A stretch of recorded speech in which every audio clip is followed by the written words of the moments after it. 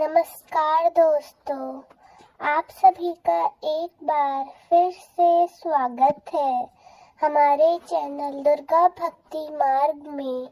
आज मैं आप सभी को सुनाऊंगी श्री सत्यनारायण भगवान की व्रत कथा।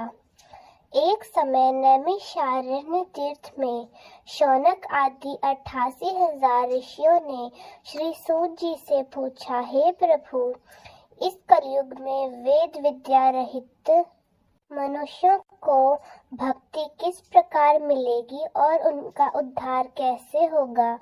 इसलिए हे मुनि श्रेष्ठ, कोई ऐसा तप कहिए जिससे थोड़े समय में पुण्य प्राप्त हो जाए तथा मनवांछित फल मिले। वह कथा सुनने की हमारी बहुत इच्छा है। सर्वशास्त्र ज्ञाता श्री सूत जी बोले, हे वैष्णव में पूज्य, आप सबने प्राणियों के हित की बात पूछी है। अब मैं उस श्रेष्ठ व्रत को आप लोगों से कहूँगा, जिस व्रत को श्री नारद जी ने लक्ष्मी नारायण जी से पूछा और लक्ष्मीपति ने मुनि श्रेष्ठ नारद जी से कहा। सो ध्यान से सुनिए। एक समय योगी राज नारद जी दूसरों के हित की इच्छा से अनेकों लोकों में घूमते हुए मृत्यु लोक में आ पहुँचे। यहाँ अनेक योनियों में जन्मे हुए प्राय सभी मनुष्यों को अपने कर्मों द्वारा अनेकों दुखों से पीड़ित कर सोचा कि किस यत्न के करने से निश्चय ही प्राणियों के दुखों का नाश हो सकेगा। ऐसा मन में सोचकर विष्णु लोक को चले गए। वहाँ श्वेत वर्ण और 4 भुजाओं वालों देवों के ईश नारायण को देखकर, जिनके हाथों में शंख चक्र गदा और पद्म थे, वे वरमाला पहने हुए थे, उनकी स्तुति करने लगे। हे भगवान, आप अत्यंत शक्ति से संपन्न हैं। मन तथा वाणी भी आपको पा नहीं सकती। आपका आदि मध्य अंत नहीं है। निर्गुण स्वरूप सृष्टि के आदि भूति व भक्तों के दुखों को नष्ट करने वाले हैं। आपको मेरा नमस्कार है। नारद जी से इस प्रकार की स्तुति सुनकर विष्णु बोले, हे मुनि श्रेष्ठ, आपके मन में क्या है? आपका किस काम के लिए यहाँ आगमन हुआ है? निसंकोच होकर कहिए। तब नारद मुनि बोले, हे प्रभु, मृत्युलोक में सब मनुष्य जो अनेक योनियों में पैदा हुए हैं, अपने अपने कर्मों के द्वारा अनेक प्रकार के दुखों से दुखी हो रहे हैं। हे नाथ, मुझ पर दया रखते हो तो बताइए कि उन मनुष्यों के सब दुख थोड़े से ही प्रयत्न से कैसे दूर हो सकते हैं। हे नारद, मनुष्यों की भलाई के लिए तुमने बहुत ही अच्छी बात पूछी है। जिस काम के करने से मनुष्य मोह से छूट जाता है, वह मैं तुमसे कहता हूँ, सुनो। बहुत पुण्य देने वाला स्वर्ग तथा मृत्यु लोक दोनों में दुर्लभ एक उत्तम व्रत है। आज मैं प्रेमवश होकर तुमसे कहता हूँ, सत्यनारायण जी का यह व्रत अच्छी तरह विधि पूर्वक करने से मनुष्य आयु पर्यंत यहाँ सुख भोग कर मरने पर मोक्ष को प्राप्त होता है। श्री भगवान के वचन सुनकर नारद मुनि बोले कि उस व्रत का क्या फल है, उस व्रत का विधान क्या है और किसने यह व्रत किया और किस दिन यह व्रत करना चाहिए, विस्तार से कहिए। भगवान श्री लक्ष्मी नारायण बोले, दुख शोक आदि को दूर करने वाला, धन धान्य को बढ़ाने वाला, सौभाग्य तथा संतान प्राप्त कराने वाला, यह व्रत सब स्थानों पर विजय कराने वाला है। भक्ति और श्रद्धा के साथ किसी भी दिन मनुष्य श्री सत्यनारायण की शाम के समय ब्राह्मणों और बंधुओं के साथ धर्मपरायण होकर पूजा कर सकता है। भक्ति भाव से नैवेद्य केले का फल, घी, दूध और गेहूं का चूर्ण सवाया ले। गेहूं के अभाव में साटी का चूर, शक्कर और गुड़ ले और सब भक्षण योग्य पदार्थ जमा करा के भगवान को अर्पण करे तथा बंधुओं सहित ब्राह्मणों को भोजन कराए। इसके पश्चात स्वयं भी भोजन करे। नृत्य गीत आदि का आचरण करके भगवान सत्यनारायण का स्मरण करते हुए समय व्यतीत करे। इस तरह व्रत करने पर मनुष्यों की सभी इच्छाएं निश्चिंत ही पूरी होती है। विशेषकर कली काल में भूमि पर यही मोक्ष का सरल उपाय है। इसके प्रसंग में श्री सूत जी बोले, हे ऋषियों, जिसने पहले समय में इस व्रत को किया है उसका इतिहास कहता हूँ। ध्यान से सुनो। सुंदर काशीपुरी नगरी में एक अत्यंत निर्धन ब्राह्मण रहता था। वह भूख और प्यास से बेचैन हुआ नित्य पृथ्वी पर घूमता था। ब्राह्मणों से प्रेम करने वाले भगवान ने ब्राह्मण को दुखी देखकर बूढ़े ब्राह्मण का रूप धर उसके पास जाकर आदर सहित पूछा, हे विप्र, नित्य दुखी हुआ पृथ्वी पर क्यों घूमते रहते हो? हे श्रेष्ठ ब्राह्मण, यह सब मुझसे कहो, मैं सुनना चाहता हूँ। ब्राह्मण बोला, मैं निर्धन हूँ, भिक्षा प्राप्त करने के लिए पृथ्वी पर नित्य फिरता रहता हूँ। हे भगवान, यदि आप इसका कोई उपाय जानते हैं तो कृपा करके मुझसे कहिए। वृद्ध ब्राह्मण रूपी सत्यनारायण भगवान बोले कि सत्यनारायण भगवान वांछित फल देने वाले हैं, इसलिए हे ब्राह्मण तू उनका पूजन कर, जिसके करने से मनुष्य सभी दुखों से मुक्त हो जाता है। ब्राह्मण को व्रत का सारा विधान बतलाकर बूढ़े ब्राह्मण का रूप धारण करने वाले सत्यनारायण भगवान अंतर्ध्यान हो गए। जिस व्रत को वृद्ध ब्राह्मण ने बताया था मैं उसको करूँगा, यह निश्चय करने पर उस रात उस ब्राह्मण को नींद तक नहीं आई। वह सवेरे उठकर सत्यनारायण भगवान का व्रत का निश्चय करके भिक्षा के लिए चला गया। उस दिन उसको भिक्षा में बहुत सा धन मिला, जिससे बंधु बांधव के साथ उसने सत्यनारायण जी का व्रत किया। इसके करने से वह ब्राह्मण सभी दुखों से छूटकर अनेकों प्रकार की संपत्तियों से युक्त हो गया। उस समय से वह ब्राह्मण हर माह यह व्रत करने लगा। इस तरह सत्यनारायण भगवान के व्रत को जो करेगा वह सब पापों से छूटकर मोक्ष को प्राप्त होगा। आगे जो पृथ्वी पर सत्यनारायण भगवान का व्रत करेगा वह मनुष्य सभी दुखों से छूट जाएगा। श्री सूत जी ऋषियों से बोले कि इस तरह नारद जी ने नारायण का कहा हुआ यह व्रत मैंने तुमसे कहा है विप्रो, अब मैं और क्या कहूँ। तब ऋषि मुनि कहने लगे, हे मुनीश्वर, संसार में इस ब्राह्मण से सुनकर किस किसने यह व्रत किया, हम यह सभी सुनना चाहते हैं। हमारे लिए कृपा कर इस व्रत को कहिए। इस व्रत को सुनने के लिए हमारे मन में बहुत श्रद्धा है। श्री सूत जी बोले, हे मुनियों, जिसने इस व्रत को किया है वह सब सुनो। एक समय ब्राह्मण धन और ऐश्वर्य के अनुसार बंधु बांधव के साथ व्रत करने को तैयार हुआ।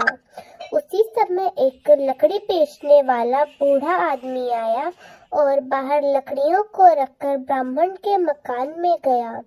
प्यास से पीड़ित लकड़हारा उसको व्रत करता देखकर ब्राह्मण को नमस्कार करके कहने लगा, हे ब्राह्मण जी, आप क्या कर रहे हैं और इसके करने से क्या फल मिलता है?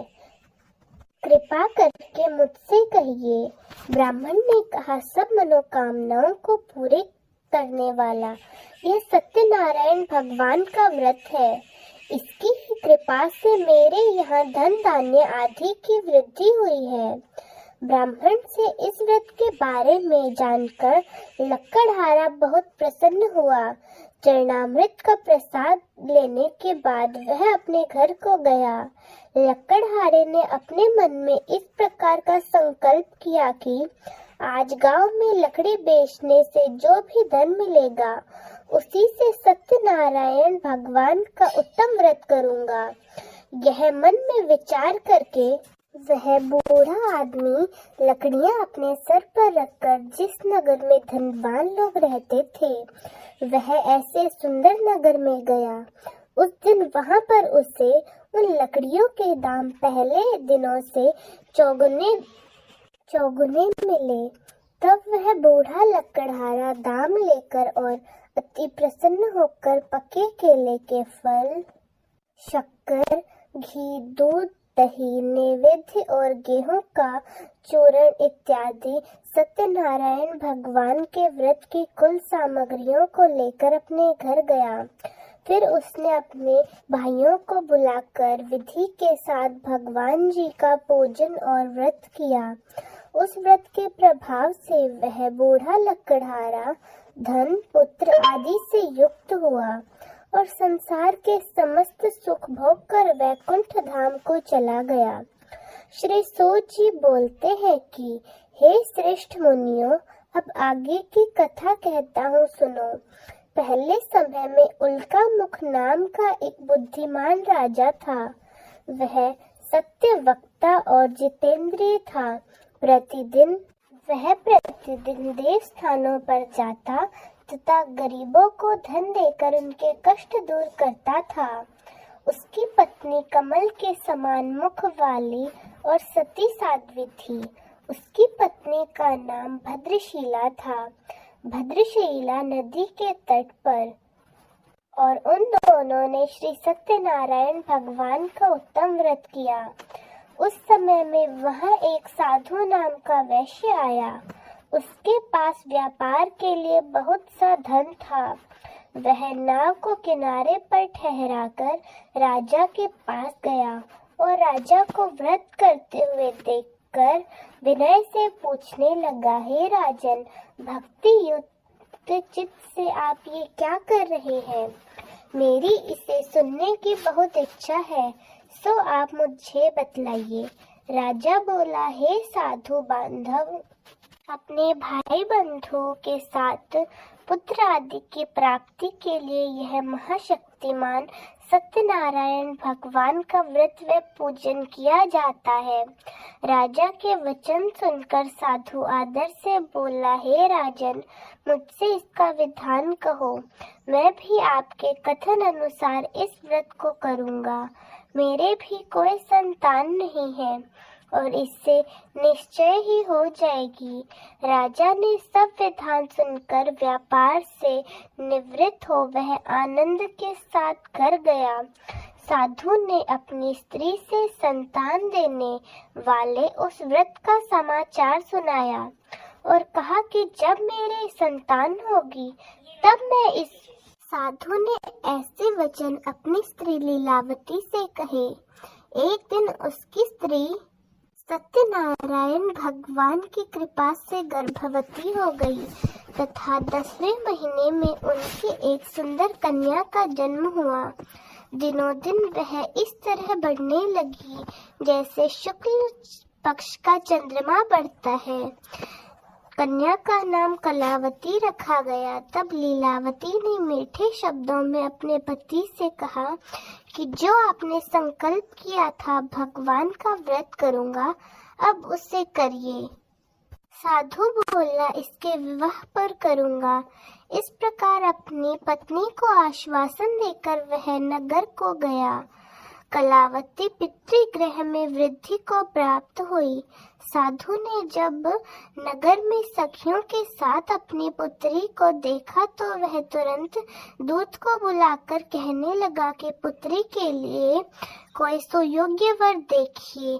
साधु की आज्ञा पाकर दूत कंचन नगर पहुँचे और वहाँ पर बड़ी खोज और देखभाल कर लड़की के लिए सुयोग्य वर की तलाश करने लगे और बहुत खोजने पर एक सुयोग्य वाणिक वर को ले आया। सुयोग्य वर को देखकर साधु ने अपने बंधु बांधव सहित प्रश्नचित अपनी पुत्री का विवाह उसके साथ कर दिया, किंतु दुर्भाग्य से विवाह के समय भी उस व्रत को करना भूल गया।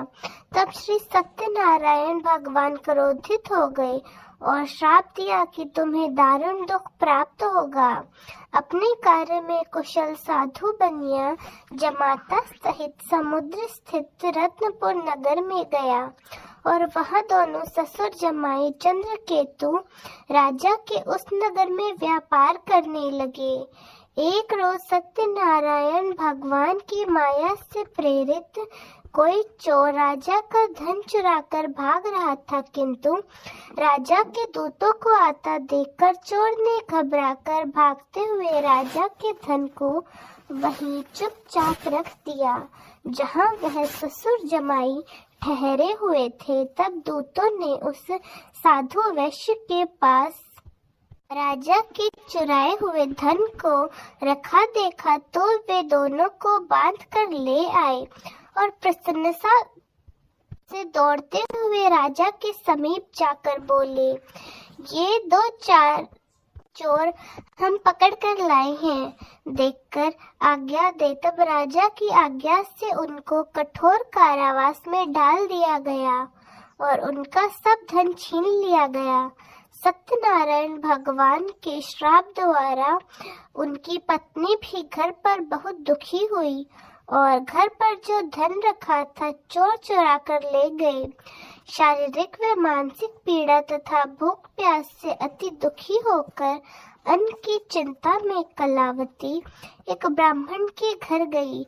वहां उसने सत्यनारायण भगवान का व्रत होते देखा, फिर कथा सुनी तथा प्रसाद ग्रहण करके रात को घर आई। माता ने कलावती से कहा, हे पुत्री, अब तक कहाँ रह गई थी? वह तेरे मन में क्या है? कलावती बोली, हे माते, मैंने एक ब्राह्मण के घर श्री सत्यनारायण भगवान का व्रत देखा है। कन्या के वचन सुनकर लीलावती भगवान के पूजन की तैयारी करने लगी। लीलावती ने परिवार और बंधुओं सहित श्री सत्यनारायण भगवान का व्रत व पूजन किया और वर मांगा कि हे भगवान, मेरे पति और दामाद शीघ्र घर आ जाए। साथ ही प्रार्थना की कि हम सबका अपराध क्षमा करो। सत्यनारायण भगवान इस व्रत से संतुष्ट हो गए और राजा चंद्रकेतु को स्वप्न में दर्शन देकर कहा, हे राजन, दोनों वैश्यों को प्रातः ही छोड़ दो और सब धन जो तुमने उनसे ग्रहण किया है वे उन्हें वापस दे दो, नहीं तो मैं तुम्हारा सारा राज्य, पुत्र आदि सब नष्ट कर दूंगा। राजा ने ऐसे वचन सुनकर प्रातः काल सभा में अपना स्वप्न सभी को सुनाया। वाणी कम्मन बुलाया। दोनों के आते ही राजा को नमस्कार किया। राजा मीठे वचनों में बोले, हे महानुभावों, भावी वर्ष ऐसा कठिन दुख तुम्हें प्राप्त हुआ है, अब तुम्हें कोई भय नहीं है। ऐसा कहकर राजा ने उनको नए नए वस्त्र आभूषण पहनाए तथा जितना उनका धन लिया था उससे दुगना धन उन्हें देकर आदर सहित विदा किया। दोनों वैश्य अपने घर को चले गए। श्री सूत जी बोले, वैश्य ने मंगलाचार करके यात्रा करना आरंभ कर दिया और अपने नगर को जाने लगा। उसके थोड़ी दूर निकलने पर दंडी वेशधारी सत्यनारायण भगवान ने उनसे पूछा, हे साधु, तेरी नाव में क्या है? अभिमानी वाणी कनी, आप क्यों पूछते हो? क्या धन लेने की इच्छा है? मेरी नाव में तो पत्ते और बेल पड़े हुए हैं। वैश्य का कठोर वचन सुनकर भगवान ने कहा, तुम्हारा वचन सत्य हो। दंडी ऐसा कहकर वहां से दूर चले गए और कुछ दूर जाकर समुद्र के किनारे पर बैठ गए। दंडी के जाने पर वैश्य ने नित्य क्रिया करने के बाद नाव को ऊंची उठी देखकर अचंभा किया और नाव में बेल पत्ती आदि देखकर मूर्छित होकर जमीन पर गिर पड़ा। फिर मूर्छा खुलने पर अत्यंत शोक प्रकट करने लगा। तब उसका जमाई बोला कि कि आप शोक न करें, यह दंडी का श्राप है, अतः उनकी शरण में हमें चलना चाहिए, तभी हमारी मनोकामना पूरी होगी। दामाद के ऐसे वचन सुनकर वह दंडी के पास पहुंचा और अत्यंत भक्ति भाव से नमस्कार करके बोला, मैंने जो आपसे असत्य वचन कहे, कृपा कर उन्हें क्षमा करने की कृपा करें। ऐसा कहकर महान शोक दूर होकर वह रोने लगा। तब दंडी रूपी भगवान बोले, हे वणिकनी, बार बार तुम्हें दुख प्राप्त हुआ है, तुम मेरी पूजा से विमुख हुआ। साधु बोला, हे भगवान, आपकी माया से मोहित ब्रह्मा आदि भी आपके स्वरूप को नहीं जानते। मैं तो अज्ञानी हूँ, मैं कैसे जान सकता हूँ? आप प्रसन्न होइए, मैं सामर्थ्य के अनुसार आपकी पूजा करूँगा। मेरी रक्षा कीजिए और पहले के समान नौका में धन भर दीजिए। आपकी भक्ति युक्त वचन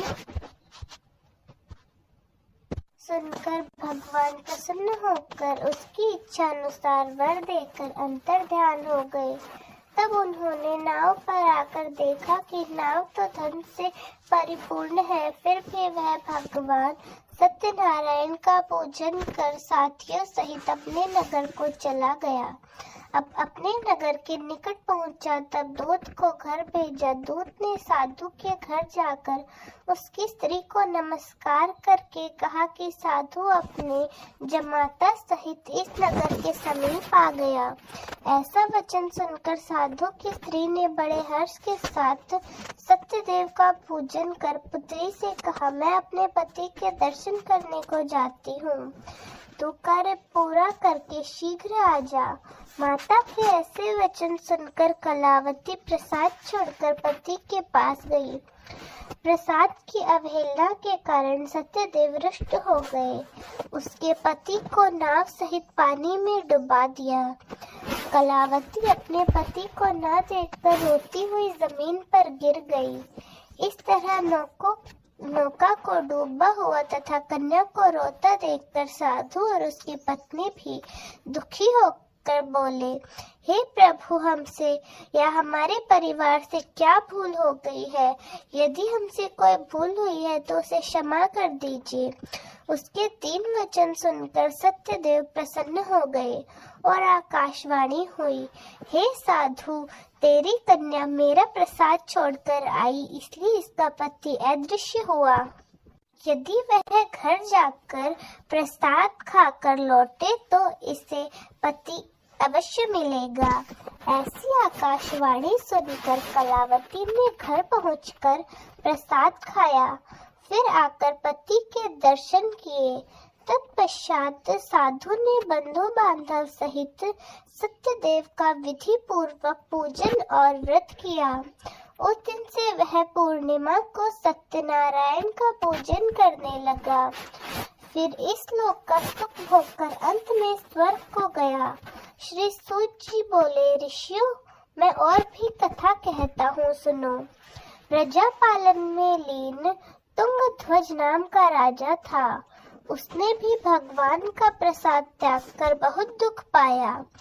एक समय वन में जाकर वन्य पशुओं को मारकर बढ़ के नीचे आया।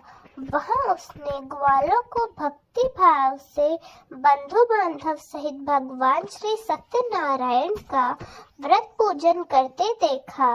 राजा देखकर भी अभिमानवश वहां नहीं गया और न ही पूजन या नमस्कार किया। जब ग्वालों ने भगवान का प्रसाद उनके सामने तो रखा, फिर भी उसने प्रसाद को त्याग कर अपनी सुंदर नगरी को जाना उचित समझा। वहां उसने अपना सब कुछ नष्ट पाया तो वह जान गया कि यह सब भगवान श्री सत्यनारायण ने किया है। यह उनके प्रसाद की अवहेलना के कारण हुआ है। तब वह विश्वास करके उन ग्वालों के समीप गया और विधि पूर्वक पूजन करके प्रसाद खाया तो भगवान श्री सत्यनारायण की कृपा से पहले जैसा था वैसा ही हो गया।